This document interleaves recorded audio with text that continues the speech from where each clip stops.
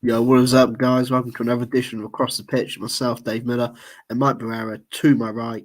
This is our 50th show. I believe it began in July last year. So, again, it's been hmm an incredible ride so far, and thank you for everyone that's joined us along the way. We're not done yet. We've got a few more episodes at least this season, the playoff run depending. Um, so yeah, I Yep. mean, we're really looking forward to the future, and we've got some exciting stuff in the pipe, in the line lined up in the next few weeks as well. So we're really excited to continue doing what we're doing.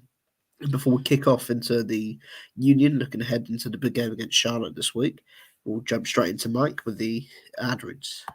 Yeah, I mean, listen, we don't really talk about ourselves a lot, Dave. So, first off, congrats. 50 episodes, man. We made it. We didn't get kicked off the air yet, so we did something right, apparently. But yeah, we didn't even realize it till tonight, like 25 minutes ago. I was like, Dave, I think this is our 50th episode. And sure enough, episode 50, we even got a new little short introduction for those of you who don't like the minute and a half long jam session that is our typical intro. But yeah, so it's a new intro tonight, just testing out. And like I said, 50 episodes. It's pretty cool to just kind of talk about the union Yeah, for as long as we have been. So I went back and I listened to the first like 5 minutes of our first episode, Dave, and we got a lot better over the past year and a half. So yeah, we've definitely come a long way love it. in terms of what we've been able to produce on a week to week basis. But as Dave said, let me get to the sponsor reads real quick and I'll shoot it back to him as he is hosting tonight. First up, we have our YouTube channel. Subscribe so that we can get a chance to win the Brian Dawkins poster right there. Very cool stuff. Next up, we have one of our oldies, statementgames.com, which is Statement Games Incorporated for a fun new way to fantasy sports and entertainment. You can win gift cards and prizes. It's free to sign up at statementgames.com. Next up, we have Vinny's Pizza and Restaurant in Allentown, PA. They're serving up Italian cuisine, including pizza, pasta, burger, sandwiches, and so much more. Available for pickup or delivery. Order today at vinnyspizza.pa.com. And again, another foodie right here, one of our newer sponsors, is Stuffed to the Grills, 6750 Iroquois Trail number 5 in Allentown, PA, 18104. It's actually right near Vinny's Pizza. So if you're super hungry one day, come on down and grab some food at stufftothegrills.com. You can check out their funky Cubano, sweet chili shrimp po' boy, and house made meatloaf. Very delicious sounding stuff. I live an hour and a half away from Allentown, and I really just got to take the drive down there and or up there, I guess, really. And then last but not least, we have our network gear at aatsportsnetwork.com/shop for all of our gear across the pitch, burning bridges, anything that Johnny puts out. I've been trying to get him to do some union stuff. I got to organize that soon. But that is our sponsor, Reeves. Dave, back Yeah. to you. Oh yeah, obviously it's a big weekend for the Union. I mean, they go into. I mean, now sort of again the first seed for the Eastern Conferences. I mean, we don't want to get too far ahead of ourselves, but it's pretty much all but wrapped up. I mean, Yeah. something catastrophic would have to happen for the Union to not end up first place in the Eastern Conference, and now really the focus has to shift away from that and to winning winning the Sports Shield. I mean, at the moment they're level on points with LAFC, but I believe the Union being picked to the post right now are due to total wins. Again, I don't really know how the MLS works. It's like tiebreakers up in England. It's all It's like on goal difference. it should be goal difference, and I agree with you. It's actually wins. So unfortunately, if it ends up in a tie in terms of points, the tiebreaker goes to LAFC as Yeah, they have more wins than us, which is impossible. kind of Really. BS. But yeah, I mean, it is what it is. I'm going to put up a real quick comment here, Dave, before I shoot it back to you. So Steve Roth asks, "Are you all looking for any more podcasters?" So if you are looking to join the AAT Sports Network team, actually hit up Jeff Warner or anybody on the AAT Sports Network DMs, and we can try to get you set up with some sort of guesting, joining on a few articles, that kind of stuff. So please, Steve, if you hear this, shoot on over to the website and check it out. But yeah, Dave, back to you. So yeah, I mean, of course, I mean, it's a difficult. It's going to be a very nerve-wracking final 2 weeks. I mean, obviously, again, hmm the MLS, being the geniuses that they are, have decided that they will put their decision day final games of the season clashing with the NFL. With the NFL, so I mean, the the decision day is going to absolutely tank in comparison to the NFL. I mean, the Eagles I know have a massive game next weekend as well against in Arizona, I believe, which will Yep. clash with, ironically, will clash with the Unions game, I believe. So I mean, again, it's just poor handling of everything from the MLS. But I mean, again, we're hopeful that I mean it's gonna be a tough 2 weeks. But I think I've noticed something over the last 2 years with this Union team is that they're better chasers than they are leaders It's in the true. sense that when they when they're chasing towards something, we saw with the playoff when they were dropped outside the playoff contention last season. Yeah, That is when they clicked into gear in the it's true. league and really ended up taking their game to another level. And we saw a completely different Union team the back end of the season when they needed to start winning games. They had to chase to get back in that playoff spot as opposed to the earlier part of the season where it was quite comfortable. We've seen it Hmm. again this year as well. I mean, again, the Union for some time was sort of coasting a bit. They were struggling for consistency, scoring goals, and then just again when they had to chase out AFC to get up to the top of the support shield rankings, they just turned into a house on fire. And obviously, Yeah, an unfortunate draw in Atlanta. A good, I feel like a good point. It's a good result you I agree. take going Hmm. into these final two games. You're in a position where if you said to Jim Curtin two and a half months ago, you're in the final two games of your season, you will be going into it level on points on AFC, and you have every chance to do it. I think he would have taken it, but now again, they're in a chasing position where they have to outdo LAFC. Yeah, Whatever they do, the only situation is if LAFC win both games, the Union are pretty screwed. But I think again, this is a position that everyone will be relishing, and it's a good warm up for the playoffs as opposed to having nothing to play for and just that's true. everyone playing at 50%, trying not to get injured for the final for the actual playoff games. It's going to be a good couple of weeks in the Union. Yeah, I mean, we didn't want to talk too much about the Atlanta game, but I mean, I think you make a great point. It was a good road point to get that win in Atlanta. And also, Dave, you know what? I mean, I like kicking people's ass as as much as I possibly can, but sometimes you need those gritty, punch you in the face, struggle types of matches that kind of just get you into a playoff mentality. And that's what it was. Atlanta's fighting for their life for the playoff spot. The Union were playing in a place that is very hard to win in. It's on turf, which you saw make an impact across the game. I thought they did well to survive. I thought they did well to kind of get a reality check, if you want to call it that. Um, but if I agree with you, if you look back on this season, and actually, I want to ask Jim this next time I talk to him. When we were going through that May stretch, he kept saying, "We're not losing games. We're not losing games. We're drawing. We're drawing. We're earning these points." Even the game against LAFC, everybody wanted to throw their B squad against LAFC and focus on the Open Cup. We didn't, and we earned the road point instead against LAFC. Imagine now how important that point is. Imagine how important all those draws were. Yes, if they were wins, will we be in a better position? Of course. That goes without saying, but you still did not lose. To Jim's Yeah, point, and to his credit, he was right. Those points did add up to get us to this position that yeah, we're in now. And in terms of even just Eastern Conference, and you said something to play for, the Eastern Conference top seed is not locked up yet. We're no, only 5 points ahead of Montreal. If we lose these next two games, they could very easily take it. So this game has a lot to play for. I'm very nervous about the weather down there because I've heard it's 25 to 40-mile-per-hour winds. I've heard cloudy. Obviously, Hurricane Ian is destroying Florida, and obviously, we're thinking about all of our Florida fans and friends out there. But what was already a nerve-wracking match to begin with, because I do like what Charlotte has put together this season, is now even more so nerve-wracking because I have no idea how this weather is going to affect the game. no. Yeah, I think again the weather's just an extra dynamic or an extra sort of factor which is just going to cause pure chaos. I mean, again, obviously it'd be interesting to see. I mean, as I said, it'd be interesting to see how things go. I mean, I'm surprised they didn't consider moving the game either to a different location or Mhm. to a different stadium or something. I mean, could have played on Sunday, could have played it. I mean, at Well, you can't play NC. on Sunday because the Panthers play. I mean, I was just saying, like, you could have played it at the Gamecock Stadium or Oh somewhere yeah, else, yeah, just yep, gone to yep, a different location to play the right. game. Um, Again, it's just an extra wrinkle and something that perhaps is going to be added to the tougher task for the Union. I mean, again, you're sitting there. But again, I mean, I guess it's just sort of this is the Union's makeup. They're always playing with their backs to the wall, having disadvantages. We've seen that with Jim's team over the last few years.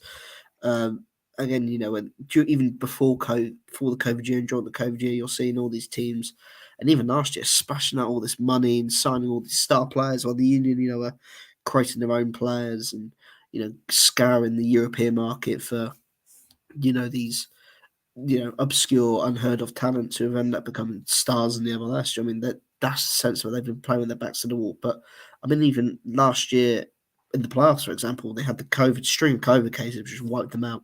The amount of the games they had to play on the road or throughout the international breaks last year, where they had 7, 8, 9 starters missing or multiple first team players missing, and it's just another situation where Jim's team's going to have to be backed into a corner, and they're going to have to fight out of it and have every confidence they can.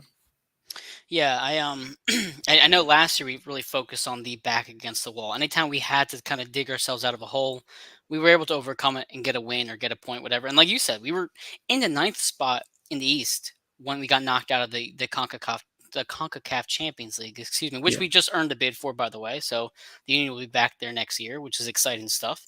Um, but they were basically out of the playoff picture. They ended up being, storming back and getting right into the playoffs and going onto that run for the Eastern Conference. So we've done it before.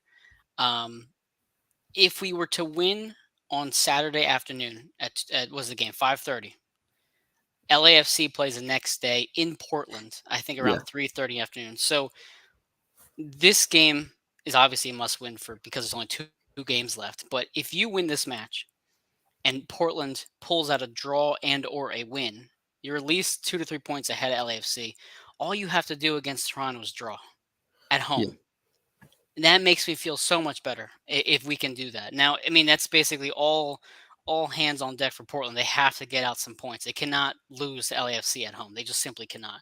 If they no, bro. do, this is probably over because unfortunately, even though LAFC plays Nashville the following week, they are at home against Nashville, which for Yeah, me tends to makes me feel like they're probably going to pull out at least a draw, if not a win. So, um, yeah, and speaking of Toronto being our next opponent after Charlotte, they're actually playing tonight, and they're playing against Miami, and it's currently 0-0 against Miami. Miami, another team that's basically fighting to get into the playoff spot because they are bad. I think at 42 points. I know yeah, it's Columbus. No, I'm close. sorry, Cincinnati drew against Seattle this past week. So Miami's fighting for a playoff spot right now. They're on the seventh spot in the table. They're at Yeah, 42 points, and Cincinnati's at 46. So if they win today, they tie up Orlando with 45 points for the sixth seed. I mean, yeah, again, I mean, I guess the race. As I Well, say, there's the that. race. There's Eric's comment real quick. If you mean when the Union win and Portland draws, exactly right, Eric. I mean, again, I mean, you look at this, like, I mean, again, it's exciting. I mean, the playoff race in both conferences is actually quite exciting. You've got many Yeah, teams that are going to drag it down to the last one. I mean, Minnesota and Real Salt Lake are sort of the two. Um, I mean, they're the sort of two teams that are really going to be battling out. But the Eastern Conference is it's just a straight up shootout. I mean, yeah, Atlanta's still in with a shout. You got Columbus into Miami. Orlando's not safe. Cincinnati's not safe. It could go down to the absolute wire. And for the Union, I mean, I guess it at Charlotte are dangerous as well because again they're sort of on their last legs. If they don't get a win, essentially they're out of playoff contention. So they're going to be a yeah, dangerous opposition. We're expecting a big crowd. Well, that's what Jim was saying. They're expecting a very big crowd tomorrow night. Well, tomorrow evening, tomorrow night UK time. But I mhm, mean, again, it's all dependent on this storm. This storm has added another wrinkle that really this team yeah, didn't need. It's a frustrating one, but again, it's a situation where both teams are going to have to deal with it. Having to play on turf is going to be incredibly frustrating for them. Another yeah. game on turf. I think the Atlanta game was on turf as well. It was. So another game on turf in that weather as well is going to be that ball's going to be moving extremely fast on the ground. It's going to be a very very fast paced game. I can imagine if both teams are wanting to move the ball around on the floor. But again, it's just for this Union team now, I think they've overcome so much during the last 3-4 years. I mean, they've battled COVID together. They've turned the situation with COVID into managed to use it to elevate themselves up to Yeah, the best in the MLS, and now they're up there. I mean, they're going to be. I think they are guaranteed CONCACAF Champions League football next year. So again, continental sure. football will be returning to the Philadelphia area. The same year as well that the city was given the World Cup in 2026. And I mean, again, we constantly look back at the incredible achievements this team's made, but I mean, nothing, no accomplishment has somewhat greater sums up just how incredible of a stride the city of Philadelphia and how great of a job the Union have done for the city of Philadelphia in terms of growing the game of football in the city is the fact that the World Cup is actually going to Philadelphia in 2026. A city not And you speak about Philadelphia, the first thing you think of is the Eagles, then the Eagles, Sixers, right? then Hmm. the Phillies. The Union never hear about it, but in 2020, already I saw loads of people discussing when the City got it about, oh my god, the World Cup's coming to Philly and things like that.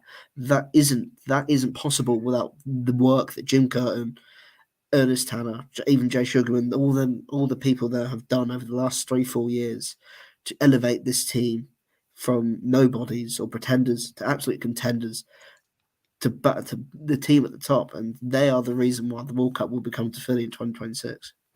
And also, on top of the awards, I was looking up my phone real quick to make sure I got the name correctly. You're mentioning how the Union are becoming more prominent in the city. They're becoming more relevant. They're becoming more of a household name. Andre Blake is being one of those household names. Obviously, he's been the best MLS keeper in, for the past couple of years.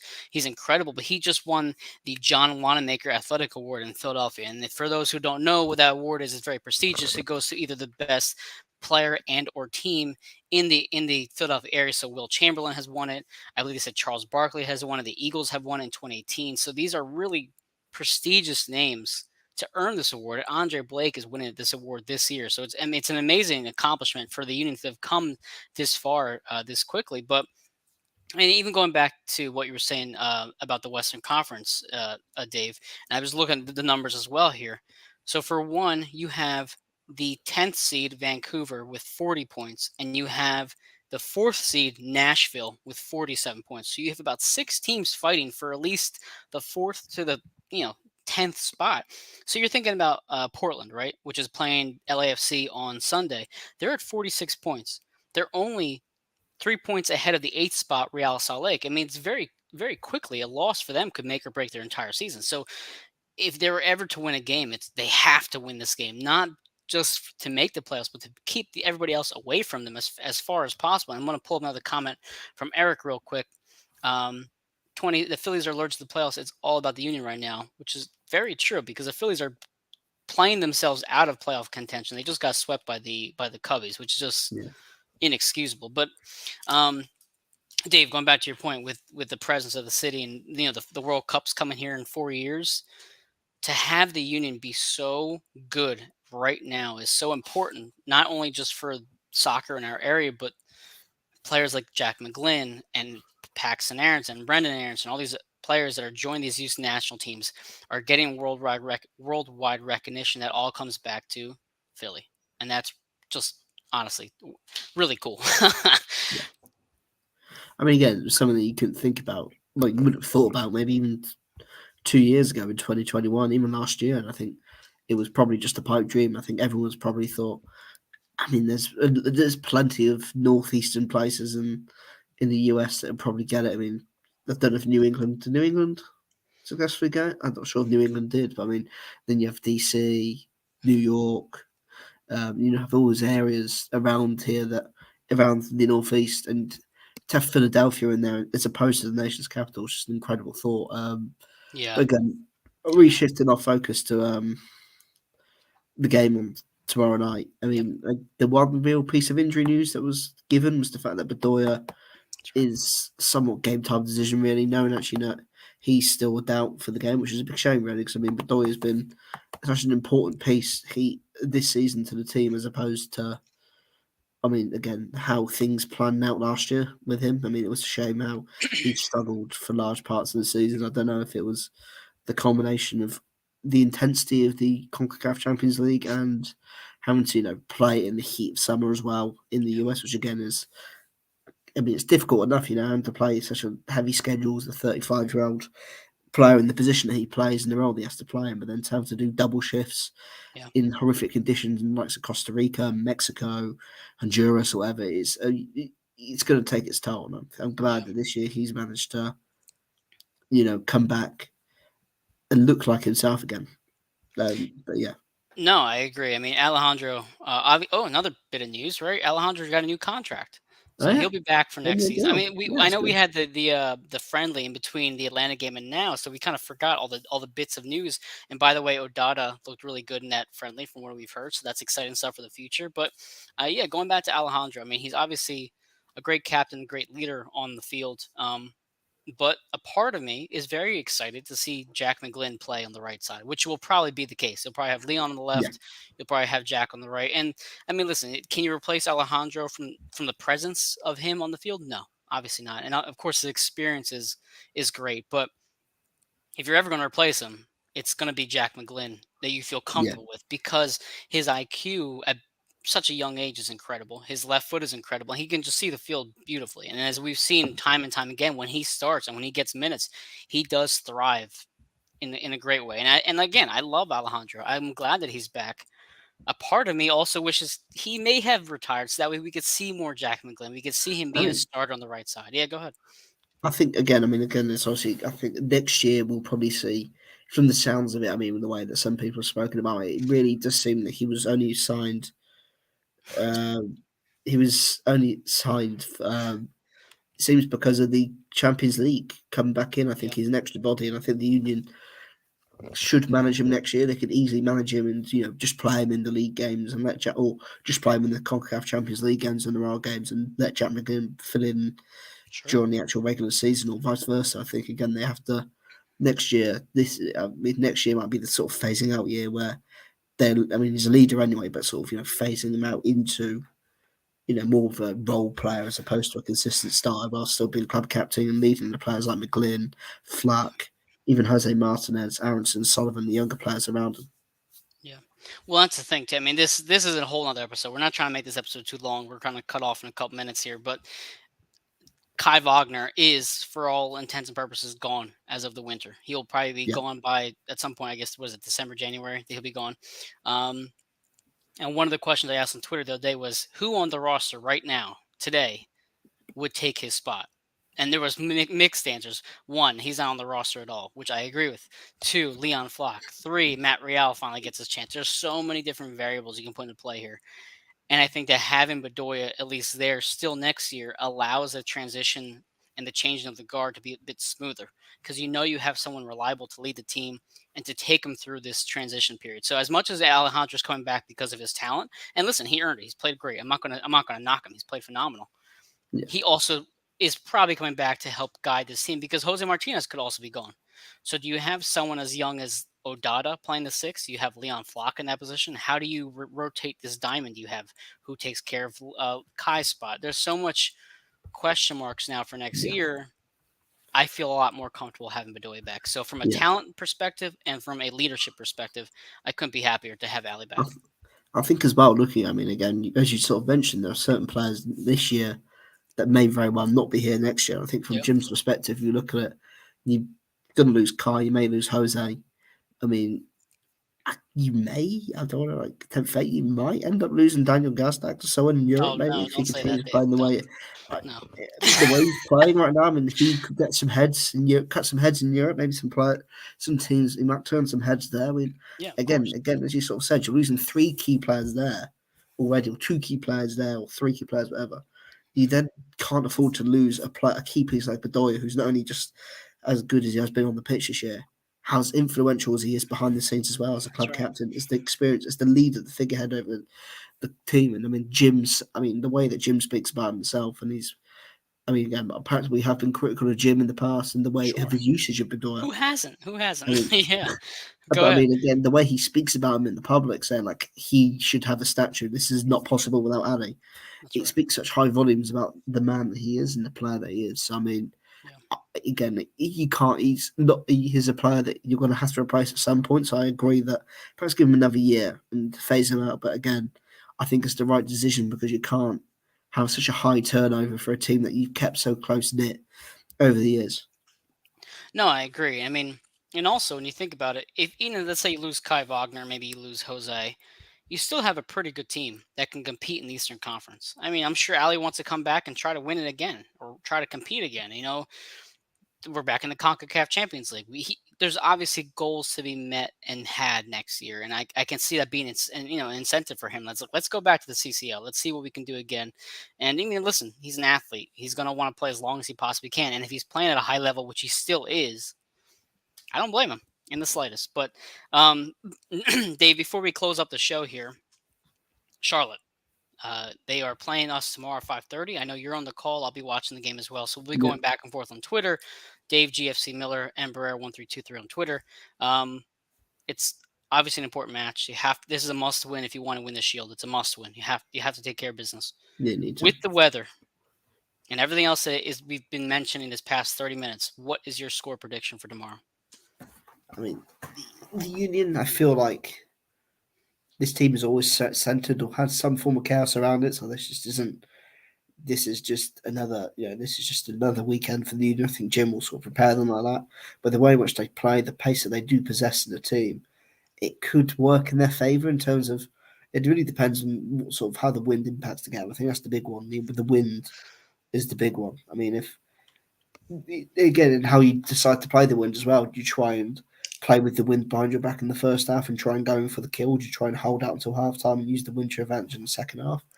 Uh, I think this team will revel in the opportunity. Yeah. Again, Charlotte, I mean, I'm not sure if their playoff dreams could be over by the time they play tomorrow or not.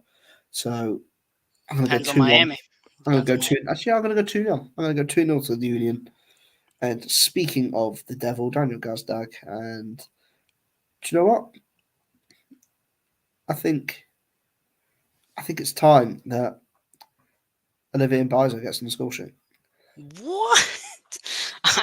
Okay, that's fine. And listen, I put up Eric's comments. I put up Eric's comments real quick about Daniel. Listen, I nobody wants to hear that he might go next year, but he's going to get attention, especially because he's on the Hungarian national team as well. But yeah, go ahead. Scored against England last summer or in the summer. That's right. Listen, he's making a name for himself. Good for Daniel. No, you know what, man? The defensive back line that we have has been so good. Andre Blake has been so good. I think when the tough, times that we're going to face tomorrow come to us, I think they're going to be ready to take control of the game and make sure that it's miserable for Charlotte, who we took care of business pretty easily back at home a long time ago, earlier in the year. I think Gazdag continues his streak and form of play. I think he gets a goal. Dave, I'm gonna do it again. Jose Martinez is gonna score. I don't know why. I think the wind is gonna pick up and it's gonna carry the ball into the net. I don't know if ever the Jose was a scorer, it'd be during a hurricane and just chaos to win the Shield or to at least lock us in that spot. It will just kick it as hard as it can. The ball will just like loop up in the wind and just dip in. Yes, Sorry, no, I think so. I was going to say, my last thought was I think it's going to be 2-1. I think we might give up a goal just from the fluke field that we might have on, but I think 2-1's doable. Yeah, I agree. I think as long as they come out there the win, I think it's a shame really that it sounds weird that the Union aren't playing before. Well, are playing before LAFC. I mean, I love the thought of like the Union needing a goal in the last minute and sending up Andre Blake to go up for the corner to try and attack the corner and score the winning goal or something like that to keep the hopes alive. But I mean, I think tomorrow you just have to take care of your own business and then just take it into the last game. I think that's what Jim can ask for. Take it as long as you've got something to play for on the final game. Right. Can't ask for any more. Ironically enough, the game on Sunday between Portland and LAFC may be one of the biggest games in our club's history because it's, if LA does not win that game, they're down 3 points and we go home against Toronto, who really has nothing to play for at this point.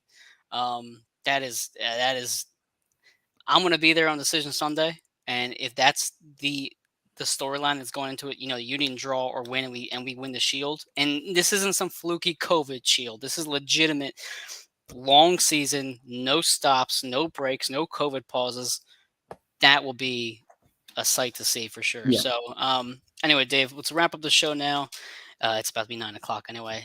Like I said, tomorrow night, 5:30, Union play against Charlotte in Charlotte. Hope the fans down there are safe. I know I saw Billy Myers, his power was out or something like crazy like that. So hopefully everyone's staying safe down there. I'll put one last comment up. Eric says, huge Timbers fan on Sunday. You're damn right, Eric. We are going to be massive Portland fans on Sunday. But Dave, I know you're covering a match tomorrow, so we'll be following tomorrow AAT Sports Network. And then again, our Twitter handles are below. And, have a great Friday night. So I say covering 2 games tomorrow, so it should be good fun. Oh, that's right. Oh, Gillihan plays? Yeah, sadly, yeah. Oh, there we go. Okay, Dave's got a busy Saturday. All right, guys. Have a good night. That night, Dupe.